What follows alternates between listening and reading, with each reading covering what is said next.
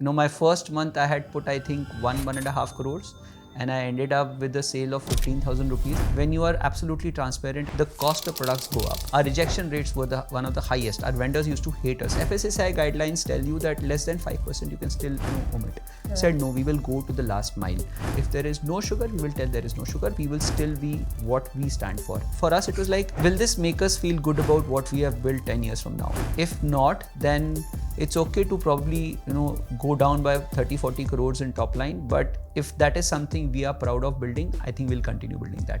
And incidentally, we got a call from Marico that time, from all the other partners. And why did you feel that they were the best partner? They were on the same page as us, saying the brand will outlive you. We started True Elements when I lost my dad. My dad was detected with late stage cancer. People told us that this could have been avoided, and that's when I decided that okay, I need to do something in health, and I need to make sure people take care of their health before it gets too late. Startup was not doing good. Then I would have said, chodo yaar, wapas chalo. At least 2-3 times I have actually literally faced interviews. And during COVID, guys, you're short of money. Around 70 odd guys, they came back saying, I don't want my salary. My dad is earning. So people just left money on the table.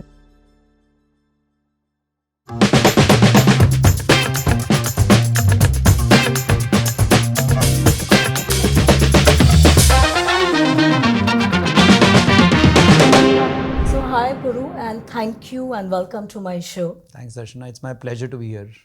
So you know what, when I was reading about you and what really got my interest starting, and like I told you, this show for me is not about really your business model or your journey. It's more about your mindset, your leadership style, and how as a founder, from starting something to exiting and now looking at new things, that's the area I want to focus on.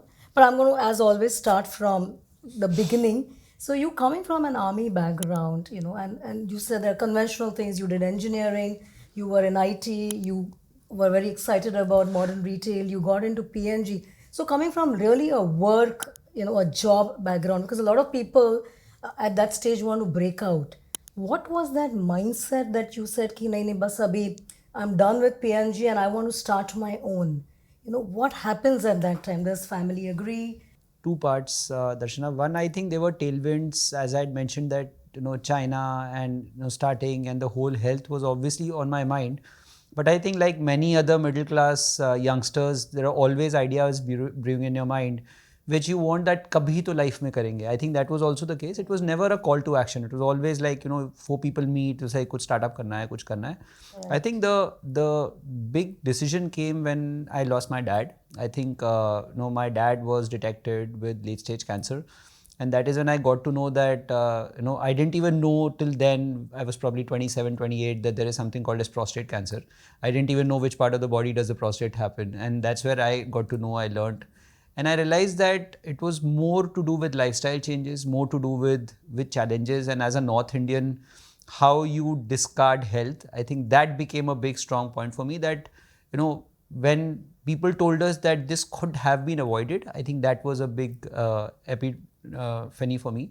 And that's when I decided that, okay, I need to do something in health, and I need to make sure people take care of their health before it gets too late. That was a driver. I didn't know what, I didn't know how, but I said, nahi, ye karna hai. And that became my biggest decision moment. So when I was in health insurance and we used to focus on health, and that time the entire insight what health meant to them is changing their food habits. Not any large action, ki gym gaye, walk kiya, not that, but really that changed my oil, started having salad, green tea, things like that. But you have a very non-romantic view of, health, where you said, ki no, it's not about health, it's about tasty food. Where did that come from, this insight and really getting into the health food, the toughest category in FMCG? No, so I think two things happened, Darshana. One, as you correctly said, I think health has a different definition for everyone, right? What is health to you might not be health to me. And hence, we assume that what was our definition of health can be extrapolated to everyone, which was not the case. I think that was the first one. Second, one big insight that came to us was that people take care of health not naturally, but when something around them happens. Like in my case also, I woke up when I saw my dad suffer, right? So when somebody around you gets sugar, gets overweight, gets some checkup, some bad parameter in a checkup, suddenly you wake up saying we need to take care of health. So it doesn't come naturally. And that was the biggest challenge, that, okay, there is a problem, but how do you make people conscious before it gets too late? It's not easy. I think the biggest, and that again was probably a flaw in the way we were thinking, but it was also the starting premise was, before somebody around you gets sick, can I make you conscious about it? Not an easy one, but that was the starting premise. So the other thing apart from health was that people had their own ways of defining health. What exactly is health? What is health to you might be different from health to me. But what happened more importantly was that the biggest challenge we faced when we were talking to people, and being a North Indian, whenever I used to go to stores, talk to people, there was a standard dialogue which I still remember. I think it's a core memory for me. Dekhi jayegi, right? Like dekhenge, jab hoga tab dekhenge. Like when you used to say ki, please have, like it's even let's say something like green tea or aloe vera juice, which was very famous that time. It was like, okay, nahi, dekhenge jab hoga. But that became one of our biggest impediments to grow as we sort of picked up growth. But interestingly, when the whole journey, and before True Elements, it was something called as Healthy World. So the venture, I called it as Healthy World because that was the objective. What we used to do was we jumped onto solutions as food, saying the best way to get somebody health conscious is food. And I understood consumer business being part of Procter Gamble. I said, okay, let me sort of build food around it. But the problem we faced was, how do you tell people about the problems? So we used to do kiosks. That was a starting way. We used to go to corporates, pick up kiosks, go to retail stores, do kiosks, and then talk to people about it. But when we saw that when people said dekhi jayegi, our standard way used to say was, how do you tell the person that you have a problem? And then we partnered with diagnostic companies. We made them talk to them, saying, okay, ek kaam karo, free test kar do. Free test karke, the moment when you have a cholesterol issue or sugar issue, person suddenly gets conscious. That became a good way for us to build. On top of that, we realized that when you're talking about food, people will probably listen to you. Our first set of clarifications used to be the oil that you use, right? Like you were also talking about. Like olive oil used to be a big myth that time. Correct. We used to explain what exactly is extra virgin, what is pure. And people are very happy. They would listen to you, say thank you to you, but then go to DMart and buy. So that became a problem कि हम इतना ज्ञान दे रहे हैं, we are talking to so many people, but there is no monetization to it. So that's what actually got us started as e-commerce company. We said, okay, portal create kar lete hain where we at least get people to buy. We didn't know about Amazon. Amazon was not there in India also, by the way, when we started. Yeah. There was one new company we had heard about, which was called HealthCart that time. So they started parallelly, but that is all that it was to health that time. So your health world was what? You were Healthy an aggregator. Your Healthy World was basically because I was with Procter Gamble. I knew distribution. I said, why? So we obviously wanted to build a brand, but he said, why reinvent the wheel? Why not just pick up brands that are good but not really talked about? Can we build distribution for them? Can we build a go-to market for them? So for instance, let's say brand like General Mills.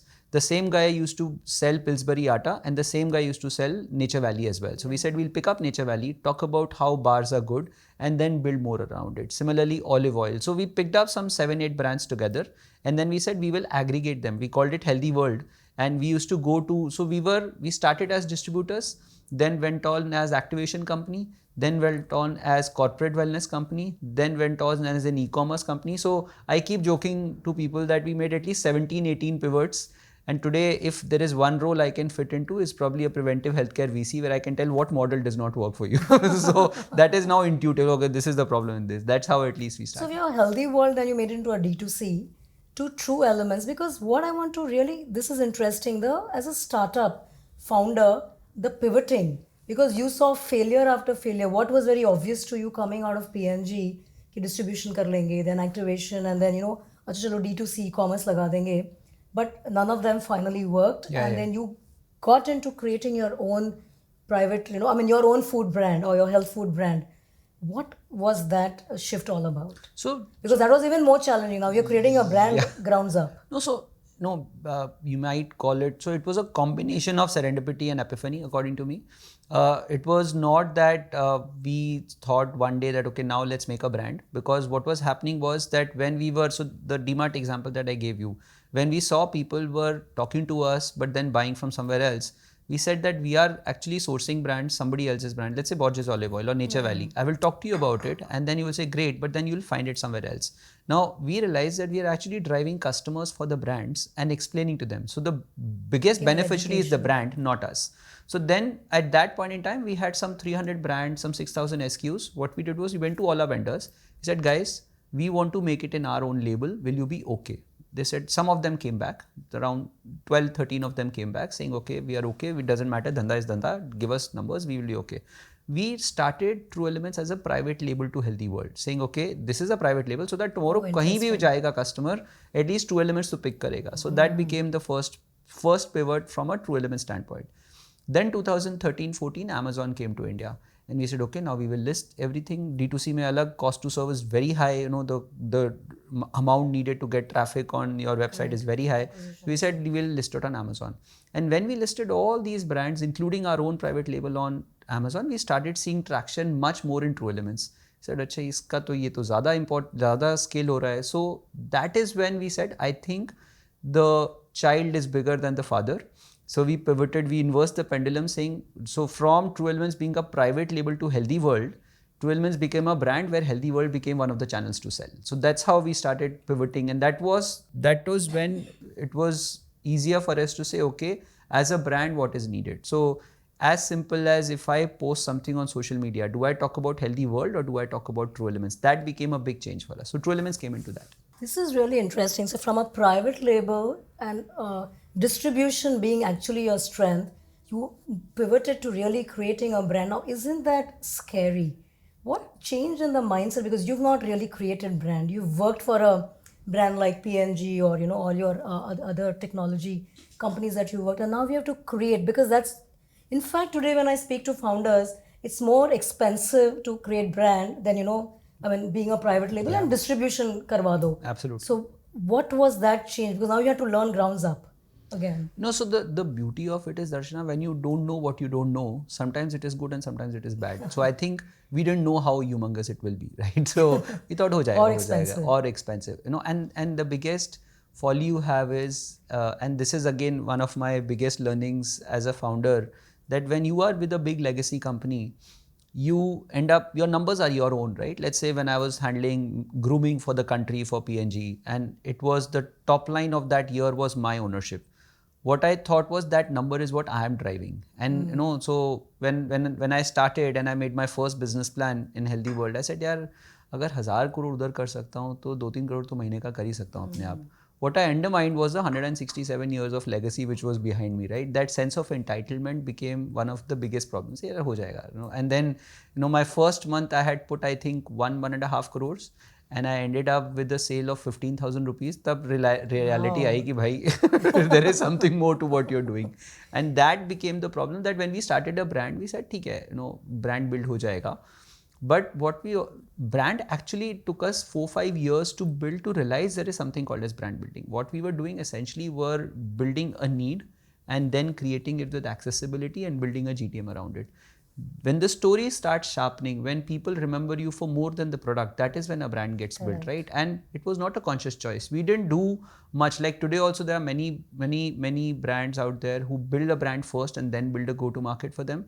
For us, it was the inverse, where we said that we were building by default go-to-market, and by building go-to-market, we were building a certain salience.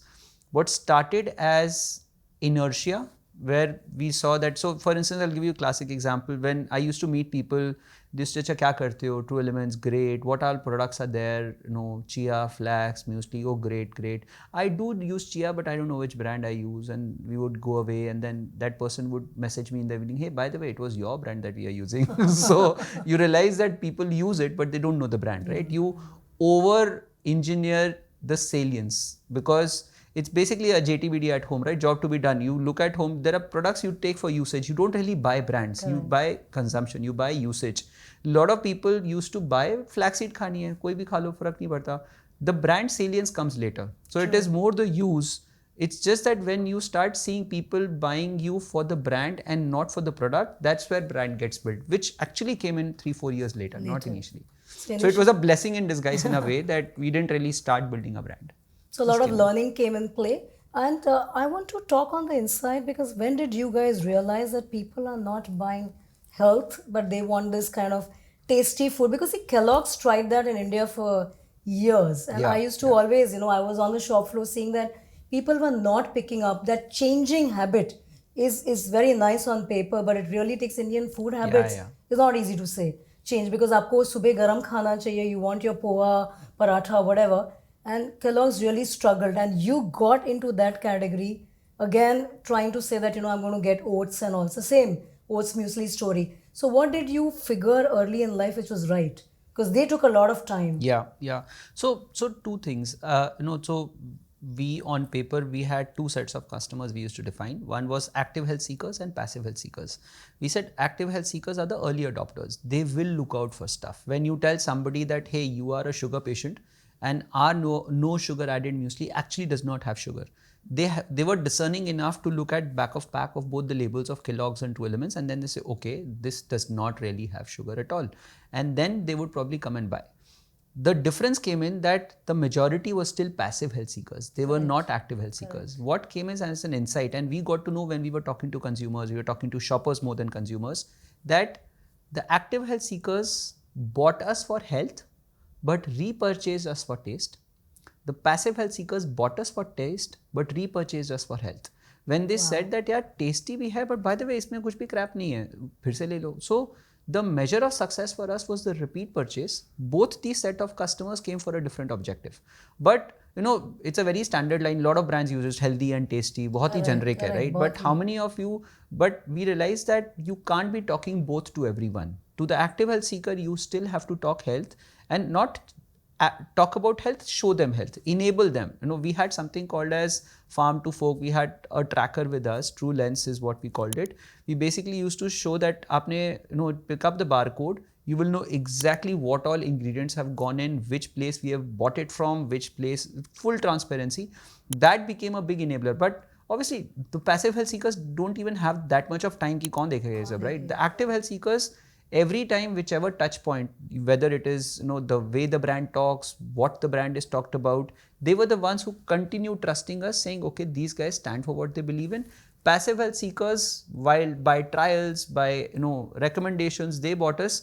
The difference came in that you can't extrapolate the active health seekers and you can't generalize with passive health seekers कि नहीं यार taste दे दो, because taste के बाद, and a lot of brands have scaled here, where they have said that taste दिखा दो and health का थोड़ा बहुत बता दो. It is better for you, right? That's the category. So that insight you had, right? कि taste We he learned दिखाना it. पड़ेगा. We learned it when we spoke to consumers. It was not intuitive. It was something that, and that's where our kiosks and activations helped, because when we were standing at the kiosk, it was Shrit and I, both of us used to stand and talk to consumers.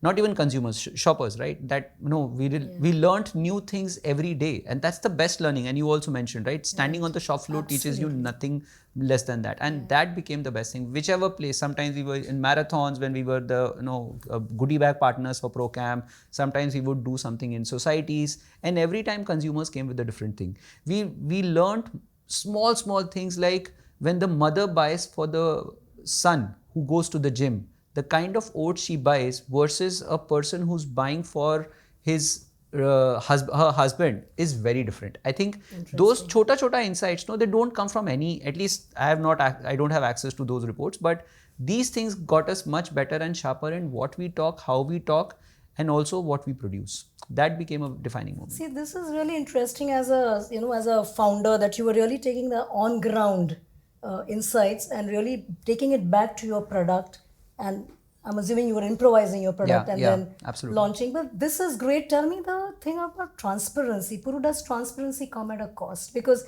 it's okay to say that when you are a small brand that I'm going to be transparent, but the moment you're scaling and getting commercial, can you really keep that promise? Very, very good question. When you say transparency also comes in, it's just like health, right? It has various definitions, because there were phrases like clean, health. We said clean is probably a misnomer. Nobody understands clean, right? What is clean?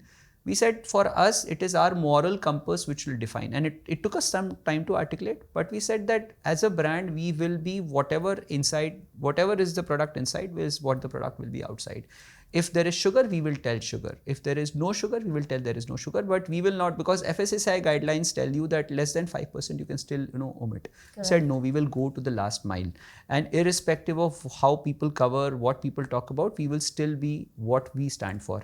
And every time, I think every 15-20 days we would have this question to ourselves saying, it is coming at a cost, scale might happen, can you just, because see, when you are absolutely transparent and you're saying it is devoid of any chemicals and any sugar, the cost of products go up, right? Correct. Our vendors used to say कि यार आपके बहुत फंडे हैं, थोड़े तो clean कर दो. Our rejection rates were one of the highest. Our vendors used to hate us, at least the quality team of our company, because our rejection rates were always double digit, triple digit. कुछ भी acidic value change होता था, हम मना कर देते थे.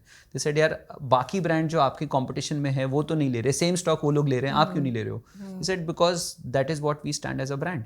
And it took us some time. It was also, so one was our moral compass. And I think over a period of time, the same moral compass started transpiring into the rest of the team. So there were times when we fell short that chalo kar lete hain. Our team came back and questioned the same thing they learned from us, saying, soch lo, no, this is what you have taught us. Do you want us to build it? And that became a big thing. So it's always that check. And it almost became the culture of the... It became a culture. And we, when Shrit and I used to talk, and thankfully there were two of us, we used to talk to each other about it. And for us, it was like, will this make us feel good about what we have built 10 years from now? If not, then it's okay to probably, go down by 30, 40 crores in top line. But if that is something we are proud of building, I think we'll continue building that. It does come at a cost. It does come at, being at crossroads with a lot of people.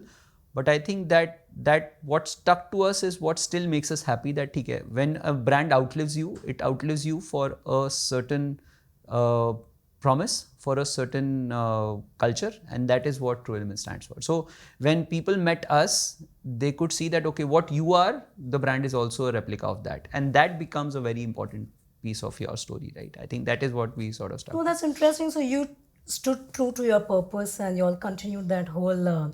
conversation around transparency. And tell me, when you're building scale, as a founder, because there are always trade-offs then. So then what did you have to trade off? Because you said, no, I want to be true to my... And one of the things that I read, because health brands in India have always been premium, also perceptually, they are 22%, higher price, premiumization is there. Now, how did you, because in your case, you also must be slightly more expensive, because now you also want to be true to, like what you were saying, your transparent story. How do you then manage that on the shelf? And I liked one thing, Puru, you put in, which I was just reading, and it was my own learning, the grocery versus gourmet, the categorization. So I want to understand that. Very, very pertinent question. I think only a modern trade marketeer can understand. See, so for us, because I come from being a modern trade student, I think the way we used to define categories also for us was not the Nielsen way, what categories were, or even the Amazon structure. We used to define it from an aisle standpoint, saying, okay, where will this go and sit in the aisle? Which aisle? If the aisle changes, the category changes, right? So in typical self-service store, if it's the same aisle, the shopper will probably still remember you. The moment she crosses the aisle, it's a different thought process, right? You can't think of building a brand saying, jo 4 aisle pehle dekha tha, wo ye bhi hai. So from a route in the store, we used to build that, okay, which aisle will this go and sit? So when we saw in a store, the gourmet category, sometimes it was closed with a glass door, sometimes it was obviously one level better. It was still building up those. It was still building up. But the kind of products and the kind of shoppers, they were very different. Whereas groceries, so just purely from a on the floor movement of shoppers, if you see, the grocery section was far bigger. For us, gourmet, and we also looked at consumption frequency. Gourmet consumption frequency is like, okay, Friday evening, you want to have something nice, or you want to indulge yourself. That's when gourmet comes in. Grocery in something where you are far more regular. For us, if we had to build a brand, we had to think of it as a grocery brand, not as a gourmet brand. Now, what we also figured out is gourmet suddenly, what is gourmet? Gourmet is indulgence. Gourmet is also something that you will think once in a while, but gourmet also intuitively is far more pricier than grocery. The reason people don't go to gourmet is, by definition, gourmet is premium. And the biggest problem we had when people, when partners used to look at us, not consumers, partners, let's say channel partners, somebody like a retailer or a distributor, or even e-com category manager, they would say, no, we have this new section of new age brands, we have this new category of gourmet brands, we would like to build you. No, sorry, we are not a gourmet brand, we are a grocery brand. No, but in grocery, you are 1.5, 1.6 times expensive than the grocery guy. That's my question too. But doesn't matter. We said, we will still build it, we will still drive it, we will educate, but we want people to switch, because the biggest problem we had was, how do you get people to switch? That's where the brand building effort came in, saying, how do you tell a storyline where the cost that you are incurring, that 20-30%, so the delta becomes smaller, right? By discounts, by channel penetration, the delta is, so our usual delta used to be 10 to 15%. We said we will have a 10 to 15% number, not a 40-50%, but that will increase in terms, that will be the cost of switching. So science also says that up to 15% customers can switch, more than 15% it becomes a problem. So we managed that. What it impacted us, however, was the COGS, because when you're, mathematically, you are still close to 30 to 40% more expensive than the mass brand, and hence your margins get squeezed. So that's where we sort of, one, obviously we were dealing with lower margins, but what it also pushed us was innovate. How do you innovate with the ingredients? How do you innovate with products which people don't know, and you can build still at a lower cost? So a lot of ingredients change, and I think hats off to what Shrit did in terms of product innovation. But that's where sort of it pushed us saying, okay, this is my COGS. How do I still go down my COGS without compromising on the quality, without compromising on chemicals? So it's not an easy one. Still, I mean, I can still, maybe both of us can still spend another 10 years in innovating, but that's the journey we were always, till last year, we were driving that journey saying, okay, what else can you do to innovate, to make sure the costs go down? But because the upper end is limited, you can't go beyond 15%. It's very easy. As a gourmet brand, for instance, you can do a cost plus pricing and say, okay, let the customer pay, because she's looking at it in a very different manner. Grocery mindset always is a user value driven mindset. Absolutely. Where you're saying, what am I getting out of it? And that's where that became like the end state for us, saying, yeah, it's expensive, nahi bech sakte hum.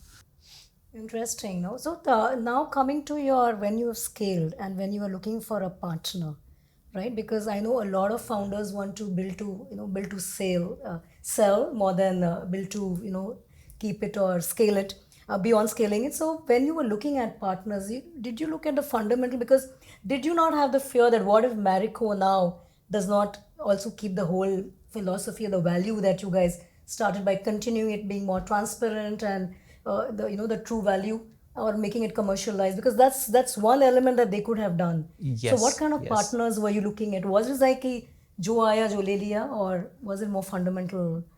Whoever's giving me money on the table is okay. No, so to a certain extent, see, incidentally, we never built it to sell, right? So Shrit and I always it was never built to sell. It was always like Shrit and I had different points of view. I said, "ठीक है, IPO करना है." Shrit said, "I'm okay with my son also to continue this business." It is so like you were building for legacy. We were building. I mean, we were still building it for IPO. We were still building it that it's okay. We can do this for next 20 years, but we will eventually go public. And whether there was an SME, IPO, main stock, all that was still in works. It just happened that while we were raising funds, there were a lot of macros that came in that drove us to get a Marico in, because strategic acquisition, see, once you reach a certain level, you obviously know that there will be potential acquisitions, there will be potential buyers interested, and we had that interest for at least 2-3 years. And COVID became a big revelation to us, because right after COVID, the scale changed, everything changed, and we were fine. We were like, okay, we will now continue and scale it up. But there were a couple of factors that enabled us. One, obviously, we had gone through a lot of crap during COVID, right? Because we had 250 odd people, we were out of cash, we didn't know how to manage. So we have, like any other retailer, I mean, the big ones also struggled. The big ones, see, the difference is the big ones still had some cash. We didn't, right? We were, and we've had our share of challenges for good 9-10 years, where we said, we were practically out of money every 3-4 months, because our financial management was not sharp. And we also and that's one of my learnings as a founder, is that founders sometimes get so self-obsessed with their business that they don't realize that it's a business, it's not a mission, right? Otherwise, it starts with a mission, but you also have to look at it as a business. So we had this in our mind, where we were thinking that, okay, now when you're in your initial days, it's just 3-4 families, 5 families. When you build a certain set of teams, there are more people impacted. You suddenly can't shut your doors and say, sorry guys, we screwed up. There is more accountability. So that was also burning, where we were saying, we'll go out of cash, but what will happen to these guys?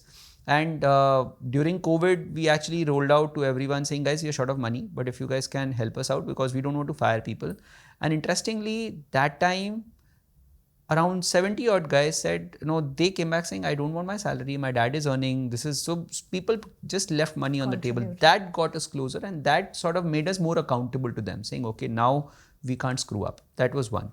Second, what happened was we were in the late stage of a PE investment, and suddenly that PE rolled back because of lack of growth or multiple things. And then we said, okay, now what? Because you also start institutionalizing when you get a PE, because that's how your scale happens, right? You get a team. You can't no longer be a lala company where just two people are running and taking decisions.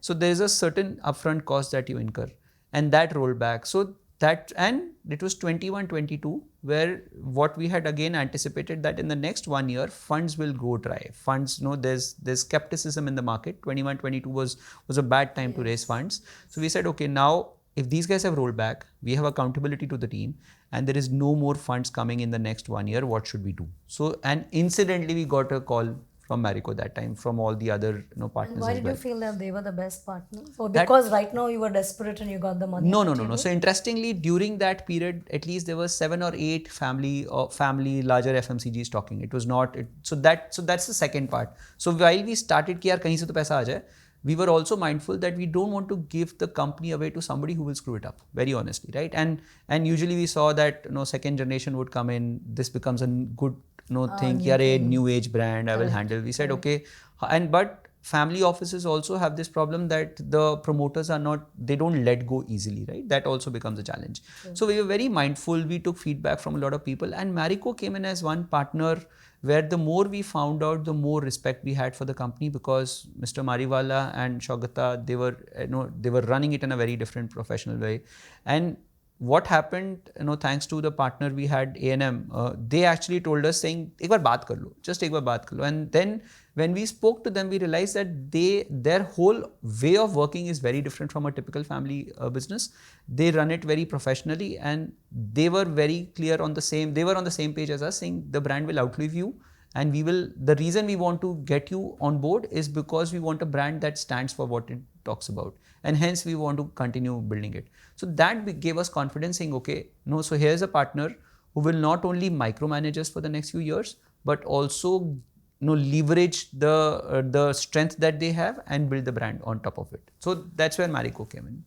So I want you to talk on, you said, because the founders at every stage have to wear different hats. Most of the times I've seen this, and I've seen this in corporate also, because, and like you said, a business is a business. Most of the times people take it's my baby. Yeah. A baby and a business. And I had one founder telling me that baby hota hai, because that's unconditional. Business hota hai. Yeah. You have to have conditions. You have to have non-emotional attachment. You may have to let it go, right? So but a lot of time, this is where people still hold on.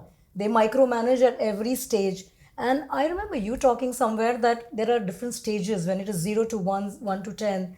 So what are the things that the founders have to learn and unlearn, while running a business at different stages of, and especially after when you have also sold off, where do you back off?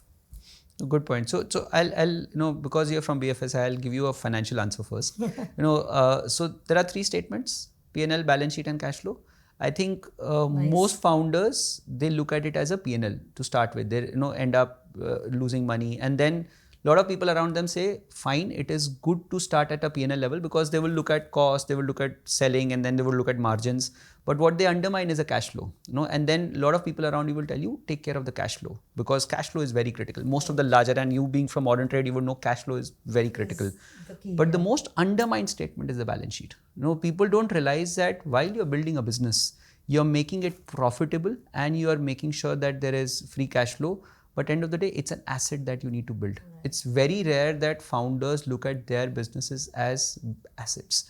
They think of whether it's an asset, whether it's a liability. The moment you have that outside-in perspective, saying, okay, if it is a business, I need to build an asset around it. A profitable running business. End of the day, it's ironical, but the same founders would look at market cap and EBITDA and PE multiples when they invest, but they would not look at their own business in that way, right? That end of the day, this is an asset. If it's a business there is a bias, right? And people would say that, okay, how do you build that? And that's the biggest challenge, that when I look at founders today, that's the challenge that people understand, that how do you look at it as a balance sheet?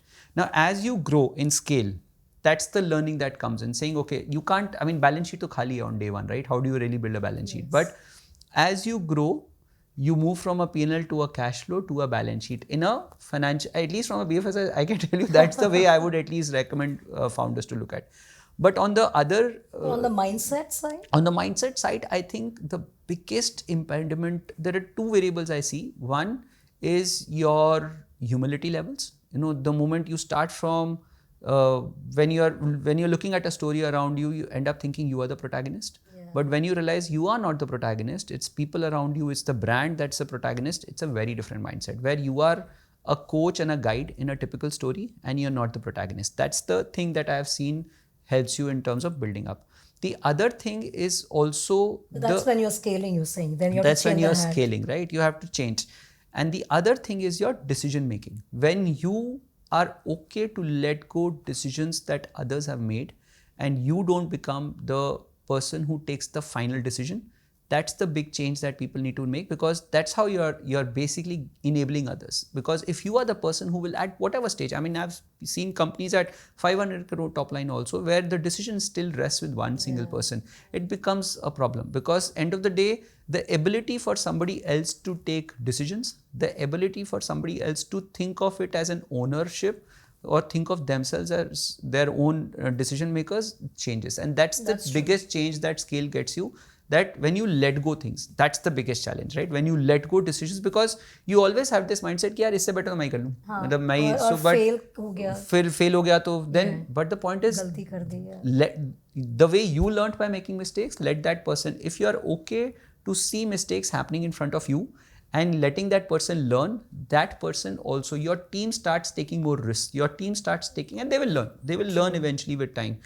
That has been the biggest change in my mind, if you ask me, my humility levels and my ability to take decisions, to let go decisions. I think, and that's what I even recommend founders today, that as you scale, that these two things will really redefine how you're looking at business. Oh, that's fantastic. So you're saying that empower your people. It's Absolutely. Empowerment that you, and don't come in the way of decisions. Yeah. Because And empowerment is also sometimes abused, Darshana, where you're saying, okay, think what you will do and then come back and tell me. Then what's the point? You're not empowering, right?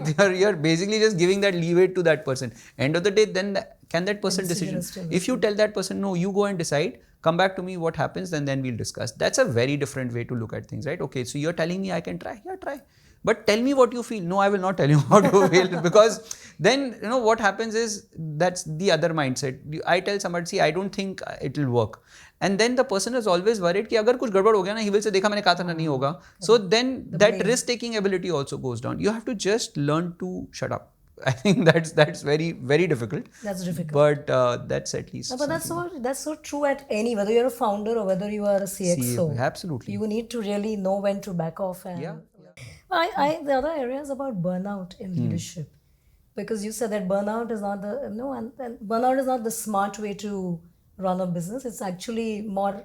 So tell me more around that. I think burnout it's very difficult to even discover. Very honestly, it's a leadership failure. It's a leadership failure, but most people don't know that they are burning out.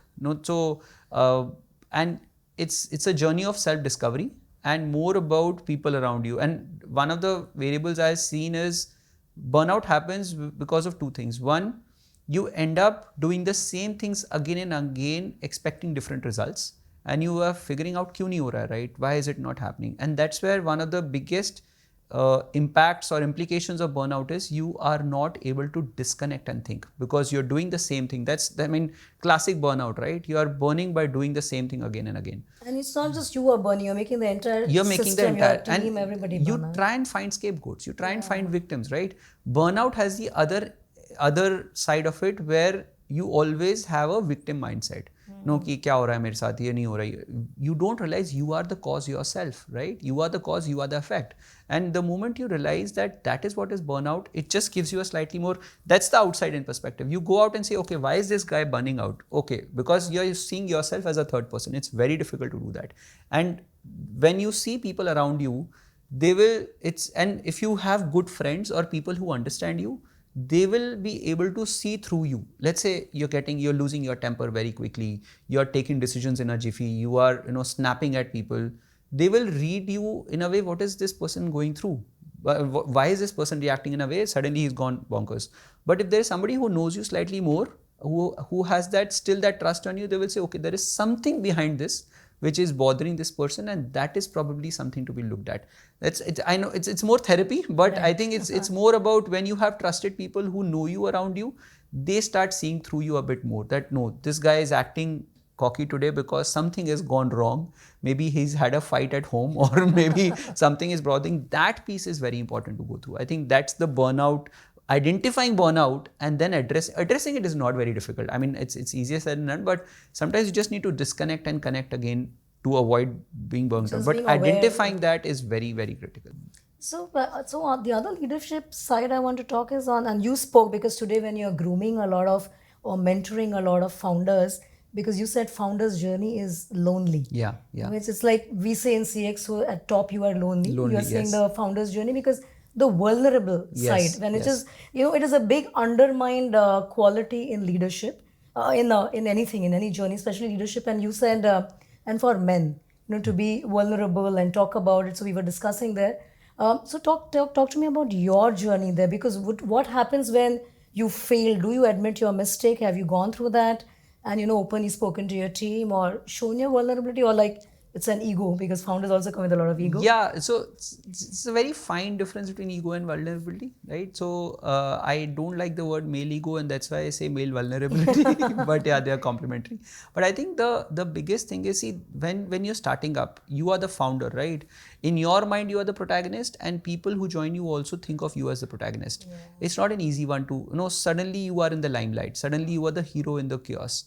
And that also comes at a cost where you have an image to sort of take care of. But at the same time, the other cost is you are also expected to have all the answers. It doesn't happen. The moment you are okay to say that, see, I know the question, but I don't know the answer, that's where you're also enabling the team, which is not an easy one. I think founder's journey is like that. So whether it is your personal side, when you're at home, you're expected to manage both the startup and home. You're expected to give enough time, but then there is a passion you are supposed to sort of override. When, the biggest thing is when you have time at hand, what are you thinking about? If you're thinking about your startup, then there is a certain cost attached to it, right? That's the piece that I think most founders are not able to articulate. And at the same time, they are stuck in that whole conundrum saying, okay, now who do I talk about? Because everywhere I have a certain stakeholder to take care of. Yeah. I can't, because I'm also, it is coming at a personal cost where my family is saying, yes, you have that extra time, that extra energy. I'm letting you loose as a partner, as a child. That, okay, you have that extra time. But if you come back and say, hey, that extra time is not working out, they'll say, then why are you spending that extra time, right? So that becomes a problem. When you talk to investors want your asset to grow. Absolutely. That, and then you say, sorry, but we don't know how it is. Like classically, when I was talking about investors, right, they used to come back and say, when on those 60, 70 investors, they would come back and say, so how will you build the brand once it crosses 100?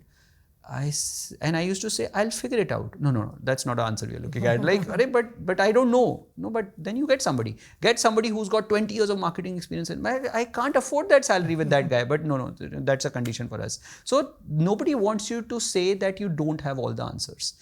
And unfortunately, you're not born to be a founder. Yeah. You left something because you were chasing something else, but you don't even know the path. I think vision is over compromise. Vision is just a passion. It's like, vision should help you in resilience. Vision usually does not help in direction, in my understanding. Because you say, yaar, usi taraf jana hai. Kaise jana hai pata nahi, but usi taraf jana hai, right? Parel is south of Thane, that's it. But which road to take, you don't know. So it's more, that is the most undermined way, because with whom can you actually admit that I don't know the path, I have a rough estimate, but there is a possibility I might fail in the path. Where somebody says, okay, try it out. No, it's okay. Who can come back to you and say, it's okay to fail. We don't want you to have the answers, but we probably want you to learn how to question things. That is a big change, I think, which I have seen in my journey that is not easy. Thankfully, there were two of us where every time we used to question, and sometimes it was just reiteration of the question and not answers. That gave us, but not everyone has that luxury, right? Where at least and this is a learning now, founders also sometimes cannot be vulnerable with each other. Are you able to do that? Are you able to come out with all your insecurities together, right? And thankfully the two of us also could share our personal insecurities. Yaar, ye ho raha hai, ye ho raha hai. That is not easy to come in.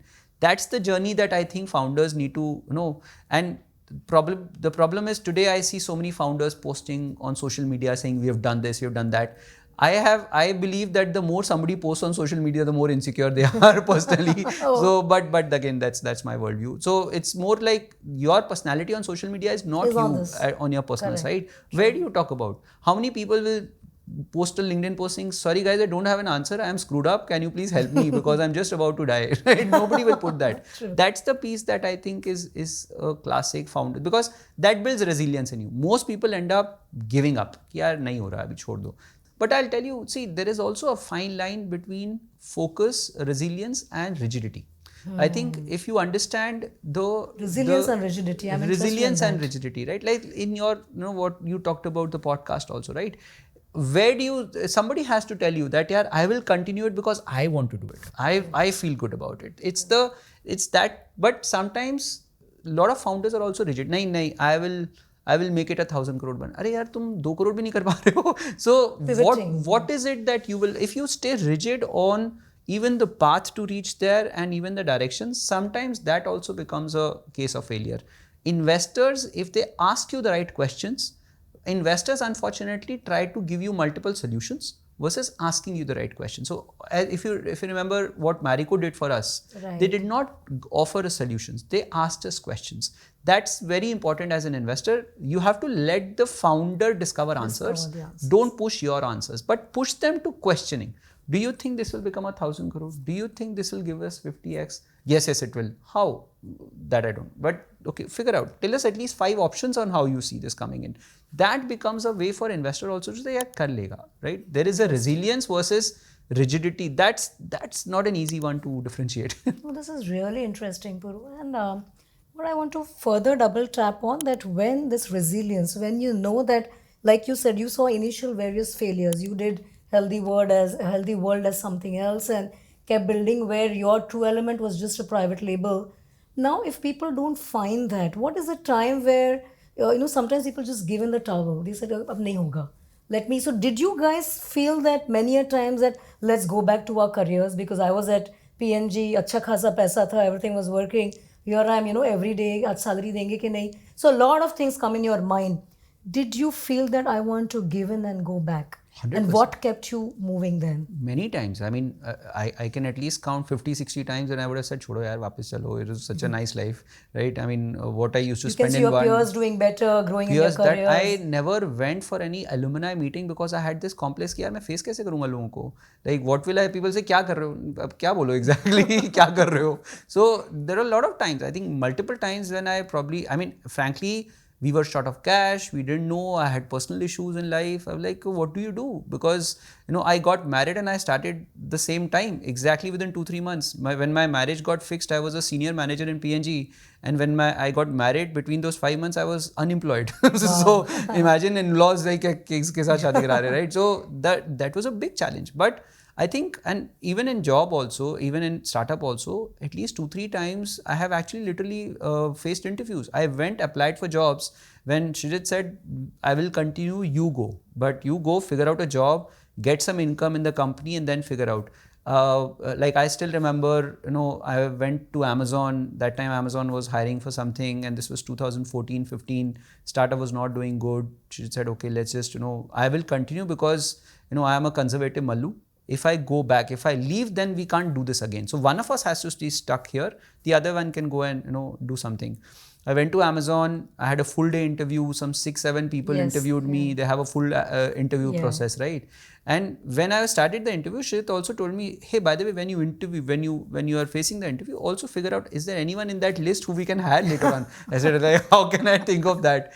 And I got that offer. There was this whole conversation about negotiation and all. When I got that offer and I had to say yes, that's when I got the confidence कि यार वो self confidence चला जाता है, right? So then like यार कर लूंगा. I think if somebody can find value in me in a corporate, I'm sure giving little more time to this will not harm anyone. So that gave so every time it was always this कि यार हो जाएगा. Like I still remember there was a period I like your insight कि every time as a founder you're worried एक interview देके आओ if somebody else is believing giving you money. बहुत फर्क पड़ता है. I have told so many people. But you didn't feel like taking a job to run your house.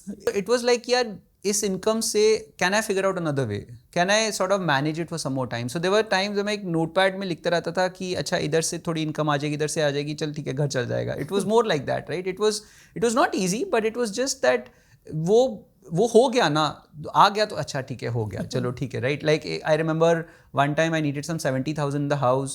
I managed to get 40-45. मैं चलो ठीक है इतना तो आ गया ना, तो at least. So it was धीरे धीरे you build up. It builds over time. It is not one epiphany that will say up karenge. It is like every time you go down, you need somebody's hand to pick you up, and that hand can come from anywhere. If it is your co-founder, if it is your wife, it is your colleague, it could be some customer feedback also, right? Sometimes somebody writes a nice paragraph ki I love your products, I was a sugar patient, and like just makes you feel ki this is worth doing it. It's that one hand you need. गिरोगे तो आप multiple times, but I think if that one hand comes in that at the right time, I think it's okay. There are people to push you down always, yes. But you need that one hand to pull you up. That's it. So I had read this book that you need 1,000 days to run your own, and if you can do that 1,000 days, फिर आप निकल जाओगे. But is there a merit for somebody to actually give up? And so when is that time when you actually give up and go back? Because in your case, you were able to move and, well, you did 1,000 crore, you found that success. What if that rigidity part, that you ab date rahe ho, but it's not working? So when should you really give in and go back? Good point. See, I think that's what. So everyone who tells you to quit thinks that he's doing that good job for you. But I think it's also, I've seen so the other part that happens is for truly egoistic, rigid people, usually people around you don't give you feedback. They think yaar isko bolenge koi fayda nahi hai. So that's when, and that actually is a self-serving bias, because when you go and ask somebody from your family, am I doing right? They would say, main isko kya bolu, right? Na sahi kar lo, right? So that's the good sign where somebody has to tell you what exactly are you doing, where will this go in, do you think this will go in? And it's a slightly more scientific way, but if you can build trust with someone and say, listen, fine, you think it will work. Can you just give this next 2-3 months? And this is the A/B testing. What is the success criteria? If you can't do even this much in the next 3 months, there is a problem that will come in, right? Obviously, there'll be 20 ways to build it. But in those 3 months, if I have seen, so this is what I do with founders today, right? If in those 3 months I see that the person is still not able to ready or experiment in a different manner, then there is a problem. The ability to experiment and the ability to try 20 things and then sort of, so there are two strengths everyone needs to have: divergence and convergence, right? Sometimes people are too divergent. People do 20 other things and say ye karunga, ye karunga, ye karunga, ye karunga. They are too scattered and they just get unstructured. But if somebody has that ability कि मैंने 10 चीजें करी हैं, उसमें से 3 ठीक हो गई हैं, now I will try these 3, that person to me is resilient, because she has discovered those 10 and then figure out those 3 to converge. But if somebody is saying, no, I have done 10, now I'm doing another 10, there is a problem. That's the sign you need to tell person, or the person is only stuck to 1. Then yahi do hai. I don't want to do that. I can't lose my focus. It's not focus, it's rigidity, right? So you need both these vectors to work with you. People who work with either one of them, they are the ones you need to tell that, guys, let it be, let it go. If you're one of them, that's the time for somebody to say that, they also call that person a hustler these days, right? That no hustler, but it doesn't really help, right? Somebody has to converge, because when you converge, that's where compounding helps you. Compounding is what drives scale for you eventually. Right. Something has to compound. So these days when I do when I interview, I like this. There's a book I had read. When I ask people to tell me what's their unfair advantage. Strength is a bad thing. Unfair advantage is something that will still stick you for the next 5 to 7 years. Unfair advantage could also be from a good family. My dad has enough money. That's also an unfair advantage, right? Most of the guys, if you see in US, the guys some of them have that as an unfair advantage. Nepo kids, right? That's an unfair advantage. But be honest about it. Don't give credibility to yourself. That's your unfair advantage. Nice. Your dad will let let you pivot 7 times and still tell you that beta 10 साल के बाद आपने यही business करना है, right? That's a different unfair advantage. Some people have. But I like this. You're saying unfair advantage over your strength. Unfair advantage is something that compounds. That's your unfair advantage, right? Your ability to relate, your ability to go to the ground. Like in your case, for instance, when you said that I love being on the shop floor, that's your unfair advantage. You are not getting entitled कि अब तो भाई मैं बहुत senior हो गई हूँ, मैं नहीं रहूँगी. You can still stand on the store and talk to people. That's your unfair advantage, right? That's what compounds you, because you still think that for all the big businesses, eventually there is a small unit of customer inside that drives scale. That's the unfair advantage that a lot of people need to build. So, Puru, tell me today the founders who are looking at health brands and looking at, and you said health in India is more around fear. What would you have done differently today? I would not be able, in my understanding, again self-serving bias, but I would not be able to build a brand in a commodified market. Like I could have built a brand 5 years back, 7 years back on chia seeds and flax seeds and pumpkin seeds. Today, trying to build another chia seed brand and a flax seed brand is not easy. It will take years. It's commodity already. It's commodity already. Nice. Earlier the difference was telling people about flax seeds. Today it is about I just need one flax seed which is good enough for me and I'll keep buying it. I will not think which brand of flax seed. Itna share of mind nahi hai. But if there is one ability, so trying innovation is far more important today versus what it was 5 years back. That is something people don't understand. The other thing you also have to build is that the generations have changed, right? What appeals to a millennial is slightly different, or a Gen Z is slightly different from Gen Xers. So that way of building content, that way of talking to consumers is very different from trying to say that I will put up a kiosk in a store and then talk to consumers. What you're talking also matters a lot. And I think no other industry is better reflection of than fashion.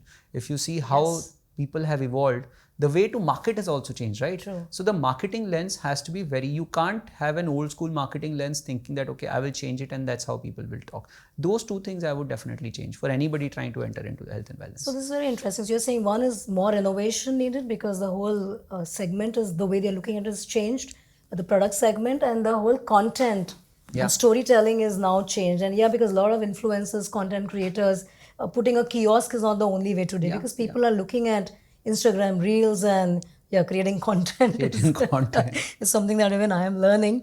Talk to me about the team that you were building. Like today, if even when you were building and for founders today, what is the kind of, once you spoke about this unfair bias, what are the kind of things that you would look in the team, or the kind of questions that you ask to build your team? See, again, because I'm in the process, I think one of the things that is most undermined is how do people blend in with what you stand for? It's not an easy one, right? It's a people purpose call it, that you're looking at. Not just a purpose. I think it's also, your moral compass, right? I have seen that people who have stuck with us, grown with us, are the guys who have very similar moral compasses. If you think of, because at some point in time, you will take a rational call on how my appraisal is, how my salary is, what people think of my job, and there'll always be a better job. Always, right? There is never a time when there is no better job. At least from the look of it, it looks like. How do you still build that thing where you say that the reason I'm coming to office every day is something more than my salary and more than the promotion that I'm due to get? That is what drives people. I think that is not an easy one to do, and that is also not expected on day one. I mean, if I interview people and say, do you have a moral compass? Unlikely they will say, but over a period of 1 to 2 months, if not more, you understand what are the pain points, what are the hot buttons. Like when I interview people today, there are 2 questions I ask. One, I told you about unfair advantage. The other says, what are your hot buttons? You need to know, right? Sometimes there are, and especially hot buttons for Gen Zs is very important to know. And I mean, I know people who don't even know what buttons.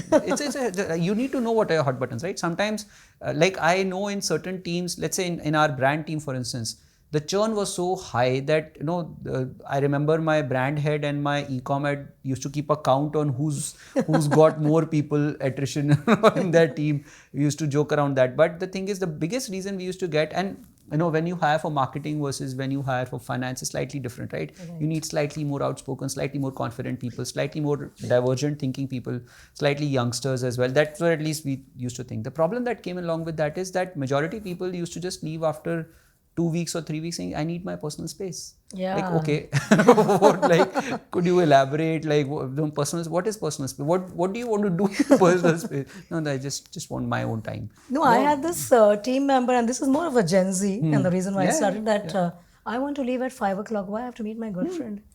Exactly. You have to meet your girlfriend. Exactly. के लिए हमने company, we are paying you salary. I remember same one person also said that, and it was maybe she said boyfriend, so I don't know if that's same vlog, but she said no, I need that time in the evening. I like, okay, but then for that you need to come at 9. Yeah. No, but I can't get up that early. Like, so what do you like? So that the way to address that is also, that means you need a compass, which is, and they were still they are still, thankfully there were Gen Zs who are still with us, Right. who said that, okay, this is what excites me. I believe in this space. I believe that this is, and the fact that some of them were enabled to take decisions also, because even if you see the next generation is far more entitled, but they also true. want autonomy. The autonomy piece is very important. If you try and put them in a structure, they will struggle. You give them autonomy, they will be okay. They will make mistakes. They will probably end up being slightly more humble, but that autonomy has to come in. That became a big area for us, saying, how do you get people to build what you want to build it like their own business, and also continue taking decisions and drive humility. Not an easy one, but at least that's the framework we started adopting. No, I hear you and I agree with you, because today they want that shared vision. Yeah. And they want to be aligned to your vision. You also want then that will last longer. Yeah. And with that comes autonomy. And autonomy, ask me, even my son. Today, even the teenage child, you have to give them. So yes, space. Coming to Puru, I don't know, 2.0, 3.0, the life, because you just said it's just been 6 months that you are out, and Marico is completely taken over. And like I was laughing that, you should be traveling, be having martinis and pina coladas and being in Hawaii. But so what do you see the life after? Do you miss the hustle? Do you miss the operating side? So, you always say that there is a cost attached to it. So when you lose the cost, but you also miss the benefits, right? Where it's not an easy one, but thankfully it was not very difficult to transition, because from being the center of attraction to center of attention to sort of no attention is not an easy transition. But I think what hero again, to zero hai. Hero to zero ho jata hai wo. But the difference is, what happens is, there are two things that get attached. I think one, you also have to, suddenly you are elevated in your social stature, where people think that, you get a Midas touch, where whatever you say is right, just because, you were exiting. You are an exit founder. If I tell this startup will work, पहले 10 साल पहले कोई घास भी नहीं देता था, बोलो अच्छा तुमने बोला तो सही होगा, ऐसा नहीं होता, right? Nothing changes, right? So that has to come with a certain cost. Like for instance, a lot of people. But that's humility, a lot of humility in you that is talking. Not just humility, I think it's also self-discovery, because I will still end up, because let's say if tomorrow, the first thing that used to come is, people thought, okay, I have a lot of money, so now invest in startups. So a lot of startups, like, we are looking for, we love your guidance. Obviously, they'll massage your ego, we love your guidance. But hey, by the way, we are raising funds. We just need around 5-10 crores. Excuse me. so the thing is, that transition is important, because what I picked up, I do plan to start. I think very clearly there is one thing that I think the scores are not settled, if I may call it, and before end of life there is one thing definitely that I would like to start. But more than that, during this transition, one of the biggest things that Shrit and I discussed was that what happens when you are doing something constantly for 14 years, irrespective of multiple pivots, there is a certain unlearning you need to do. So while there might, just because the end is decent does not mean that every step that you took towards that decision was correct. There's a certain piece where you have to understand and unlearn what you did. Otherwise, if we were to start just after this and just say, okay, now we'll start a new setup, you'll end up probably, while you might do the right things as well, but you will also end up doing the wrong things as well. The same mistakes. What could have taken True Elements to 1,000 crores? We don't know. So no, we just think that, what if we end up starting something? Let's say now we are very clear whatever we want to start, and Shrit and I would mostly start together, that if we are going to start the next one, that has to be at least 1,000 crores in top line. But then what are the things we don't know what we don't know today, right? How do you discover that? How do you first of all unlearn, saying, okay, could we have done that differently? But that's the piece where we are more in that phase, saying, find out, do that. And like every science student, I would also want the experiment to be replicable. So if whatever I have picked up is replicable in other companies, then yes, that is probably correct. And that's one driver that took me that, okay, can I work with few startups and help them scale? That became one of the drivers. But the other thing that came in was that I have been through this journey for the last 14 years. There are many others who have also gone through similar journeys. Somebody has to knock the door and tell them, hey, you're doing it right or you're doing it wrong. Right. Not many people do that. So if I can even, and fortunately there's some at least 150 odd companies that came in during the last few months, and they said, okay, I'm making a mistake. A lot of people, interestingly, while this was happening, they also reached out to me saying, hey, you're free. I am giving you a chance to work with me. I'm doing everything correct, but you can still be part of. अरे वो तो ना problem हो रहा है. Even that. Oh, that was it's my fortune that I get to work with them. Like I've spoken to founders like that. Like, sorry, I don't. Just say that you're not. Even being vulnerable is not easy, right? Yeah. Like even somebody coming, I usually ask founders, so what is the problem? And when founders said, there's no problem, we're all fine, then sorry, then I'm not going to add value. Because if everything is hunky-dory, why have you reached out to me, right? No, we just thought we'll bounce off something with you, right? Okay, fine. So that is the piece that I'm working. And interestingly, I have these 3 types of people who I'm working with. And all 3 happen to be very, as I'm talking to a lot of people are in one of these 3 buckets. One is founders who are stuck, right? Founders who don't know they are stuck, but sometimes they know, but they don't know why they are stuck, right? So somebody has to work with them saying, you probably are the reason yourself. Help them discover their way. Discover, not just discover, but also sometimes you're doing the same stuff again and again. You don't realize that is the mistake. That's one set.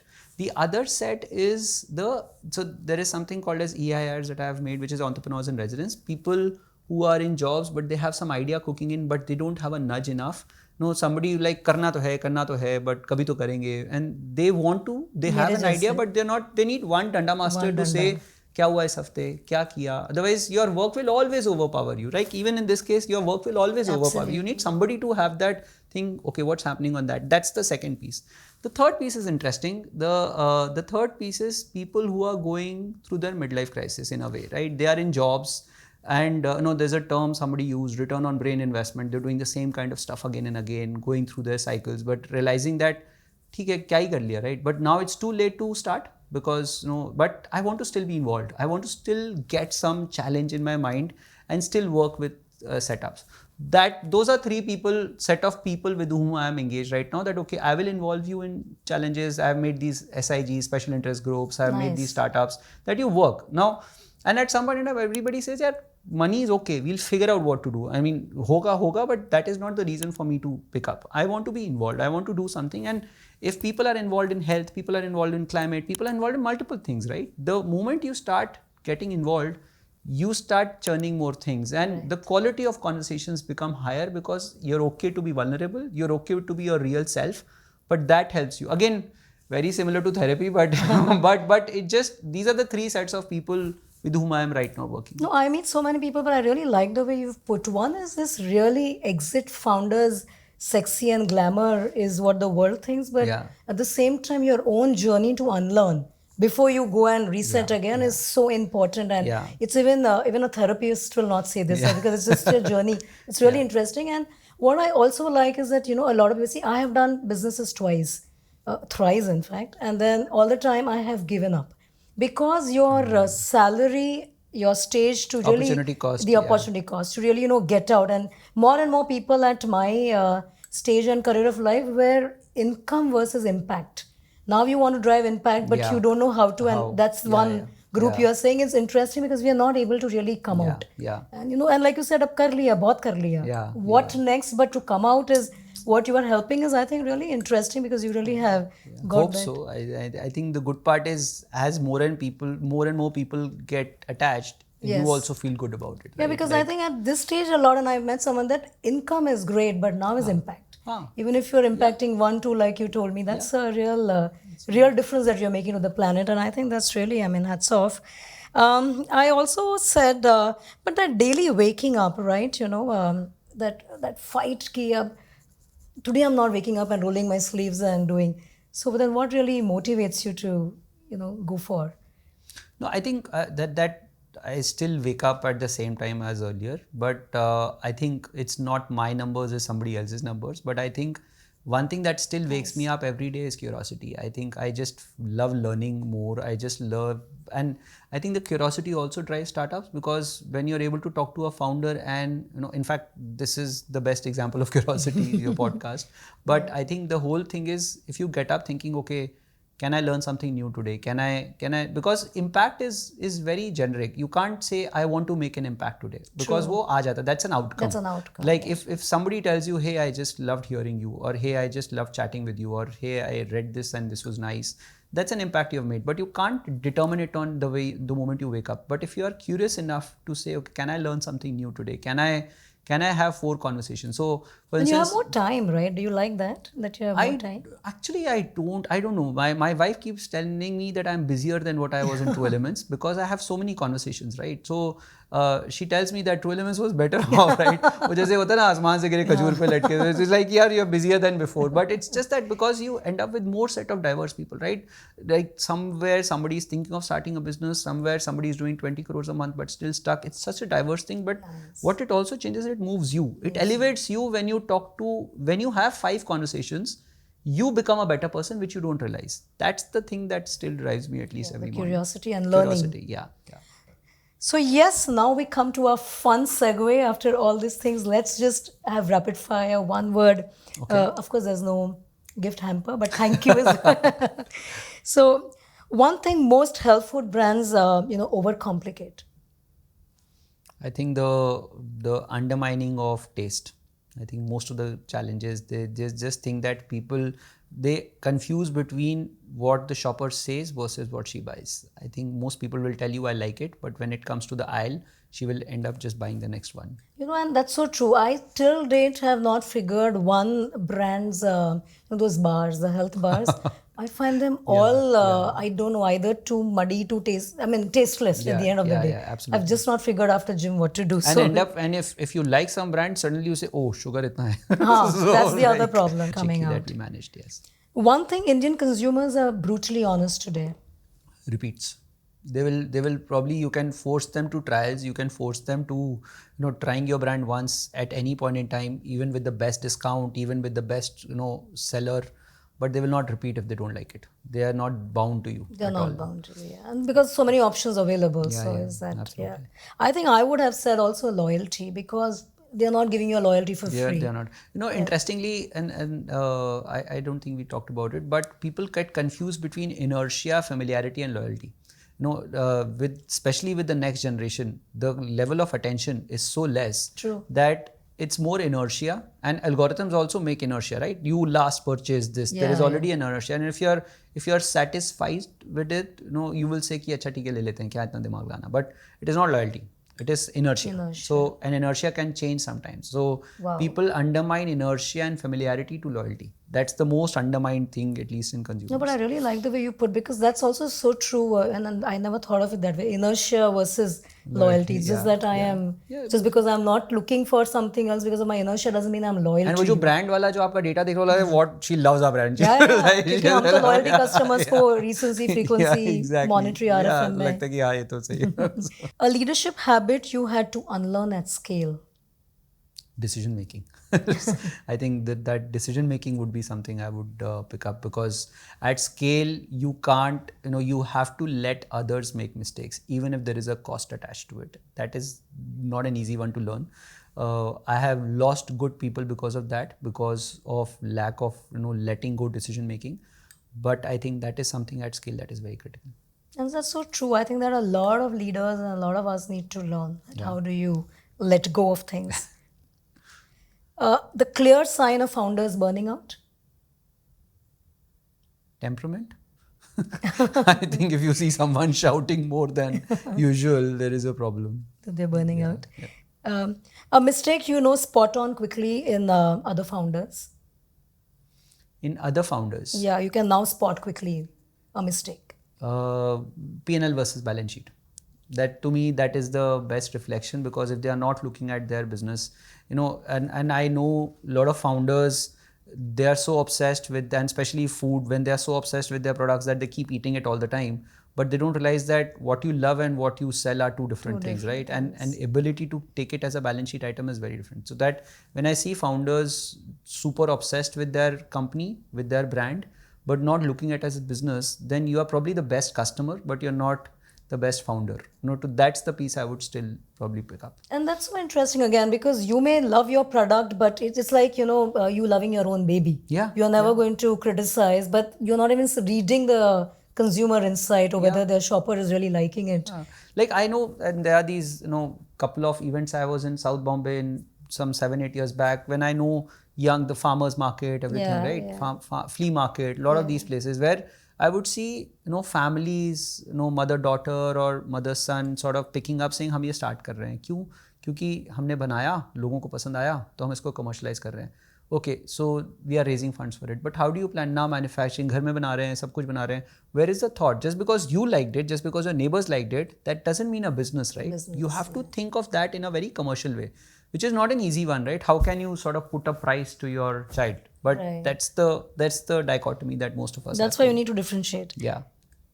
One thing you miss about the early days. Cost of failures, probably. I think early days the cost of failures were far lower than now. It is a strength also, but I think it is definitely, I miss something where you can just fail and say, oh, it didn't work, let's try. Now every time you have to do that, there is an engine or a chassis behind it that you can sort of build it, right? Now post True Elements, yes, in Proteus I am able to do that, but I think if it was still True Elements, I would not be able to make those decisions. One thing you are glad is over. Glad is over. I think the insecurity, probably. The insecurity of something. But then I thought the day Marico invested, you would have felt? No, I think that was, in fact, that was a mistake. I did feel it that way, but that also took away 2 years because the insecurity suddenly translated into entitlement that now we have arrived in life. We forgot that there were 3 years ahead that we had to scale, which is take a backseat, and that actually impacted the numbers. That was a mistake. So entitlement is a very easy one to get, right? I think the insecurity of everything crumbling down, at least that finality came to it. So I think that is one thing. That not a nightmare. I think yes, it does. As I said, right, the benefits also go away. Yeah. The ability to build something, to scale something. We can no longer do an IPO of True Elements. We can no longer sort of take it to 1,000 crores. That is all is over, right? Now you are a distant viewer, right? Or maybe just a brooder about aise karna chahiye, but that. I think the only benefit of that is definitely that you're no longer insecure, like what if everything comes crumbling down? Because that has happened multiple times, right? You build, even a white elephant can sometimes go down. So that is something I'm glad, at least. Today, what does a good day look like to you? Making impact. I think if somebody goes back, taking away something richer, if somebody feels enriched about any conversation or anything we discuss, I think that's a good day for me. Choose one. Puru, a writer, Puru, a new entrepreneur, as in starting a new business out, or Puru, I think photography also. Photography. Or photographer. Yeah. I think all three are so. I also figured out why is it that I like these three different things. I think it is expression. So Puru as an expressionist is something I like. An entrepreneur, if it's an expression, it's an extension of yourself, I think it's still expression. So, but if you ask me today, if you give me 1 hour in a closed room and tell me, okay, do one of these things, I'll probably sit and write. Every time I'm in a bad zone, I write. Every time I'm in a good zone, I write.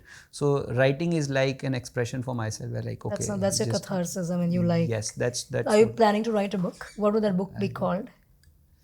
Well, I called it. I still write a weekly thing on LinkedIn. It's called Start the F Up, but STFU is what I call it. So hopefully it should be called STFU only. Let's see. Nice.